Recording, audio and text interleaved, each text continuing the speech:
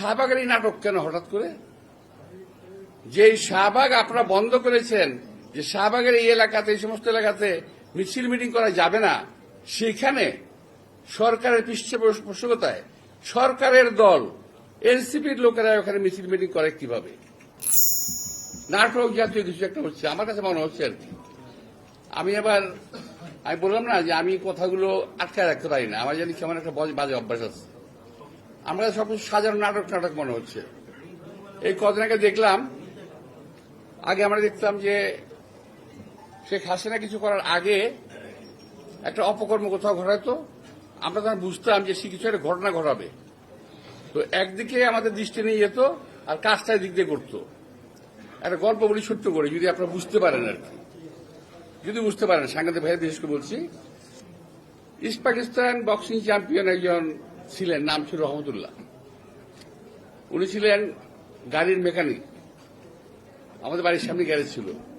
তো কি কারণে ওই এলাকার এক লোকের সঙ্গে তার ঝগড়া হলো, তো সেই লোকটা সে খুব মারধর করলো আর কি, ঘুষি টুসি দিল। তো এর মধ্যে সেই লোকটাকে বাবার রেখে নিয়ে আসছে, বাপটা বয়স্ক। আসার পরে ও বাপটা ঢাকা ভাষায় বলতেছে, ওই বেটা আমার পোলারে মারসুসকে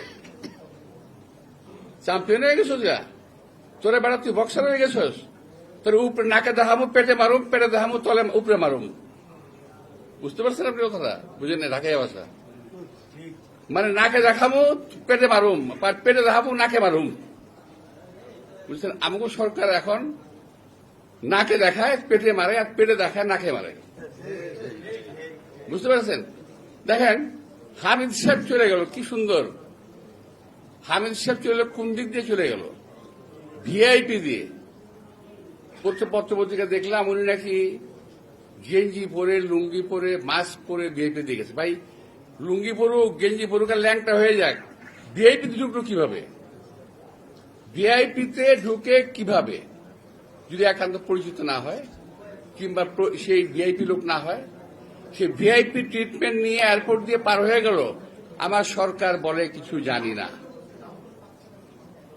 622 জন আওয়ামী লীগের লোক পার হয়ে গেল, এই সরকার বলে আমরা কিছু জানি না। জানেন কি?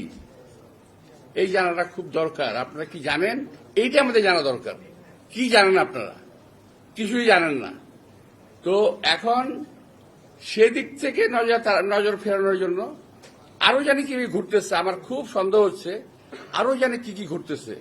নইলে শাহবাগের এই নাটক কেন হঠাৎ করে?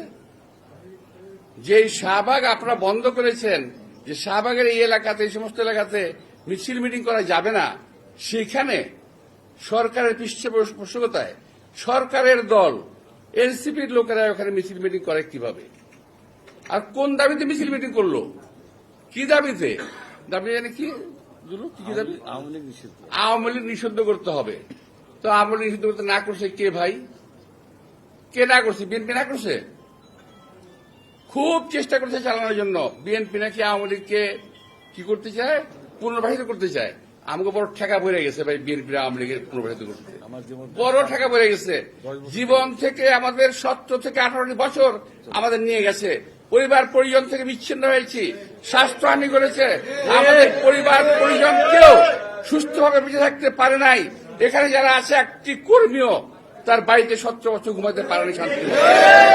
আর সেই আওয়ামী লীগের সঙ্গে আমরা করব, ওদেরকে আমরা আবার প্রতিপালন করব, আবার ওদেরকে পুনর্বাসন করব। এটা হলো যারা বিএনপিকে জেলাস করে, অর্থাৎ দেখতে পারে না, পছন্দ করে না, যাদের অজনপ্রিয় একটি দল, এরা গোষ্ঠী, এরা বিএনপিকে কালার করার চেষ্টা করতেছে। আচ্ছা আমি আর বলি, শুধু এটা না, এই সম্পর্কে আমাদের সেক্রেটারি জেনারেল ফখরুল সাহেব স্পষ্ট বক্তব্য রেখেছেন, আমাদের স্ট্যান্ডিং কমিটির মঈন সাহেব স্পষ্ট বক্তব্য রেখেছেন। আমি এখন থেকে 1-1.5 মাস আগে বক্তব্য রেখেছি এই প্রেস ক্লাবে, আপনাদের মনে থাকতে পারে। 24 এপ্রিল পরিষ্কার ভাষায় বক্তব্য রেখেছিলাম। আমি আপনাদেরকে শোনাই কি বক্তব্য রেখেছিলাম। আমি এখন রেকর্ড রাখতে হয়তো 24 এপ্রিল মনে রাখবেন দয়া করে আপনাদের।